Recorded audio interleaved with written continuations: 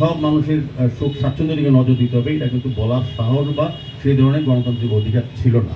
এখন কিন্তু আপনি আপনার বাড়ির সামনে কর্পোরেটরকে বলতে পারেন, আমাদের কার্যকর্তাদের আমার নেতৃত্বে বলতে পারেন যে দাদা আমার রাস্তা, আমার ড্রেন, আমার আলোর ব্যবস্থা, আমার পানীয় জলের ব্যবস্থা, আমার বৃষ্টি যদি জল উঠে ড্রেনের পাড়ে বা রাস্তায়, সেইগুলি নিকাশি ব্যবস্থা করার জন্য আপনারা কিন্তু বলতে পারেন এবং কাজগুলি করিয়েও নিতে পারেন।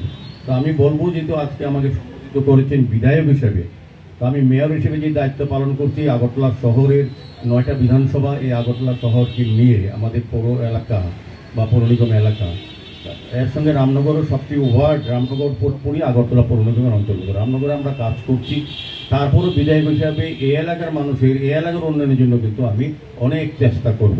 আগে যিনি বিধায়ক ছিলেন, আপনাদের সকলের প্রিয় সুরজিৎ দত্ত মহোদয়, দীর্ঘ 40-42 বছর ধরে রামনগরের মানুষের জন্য পরিষেবা দিয়ে গেছেন, অনেক কাজ করেছেন, কিন্তু উনি যেহেতু অকাল প্রয়াণ হয়েছে, তার জায়গায় আমাকে আপনারা নির্বাচিত করেছেন। সেই কাজগুলি, বাকি কাজগুলি যেটা উনি চেয়েছিলেন করতে পারেননি, এই কাজগুলি যেমন আমি করবো, পাশাপাশি সারা রাজ্যের উন্নয়নের সঙ্গে, আগরতলা শহরের উন্নয়নের সঙ্গে রামনগরের উন্নয়নে আমি কাজ করব।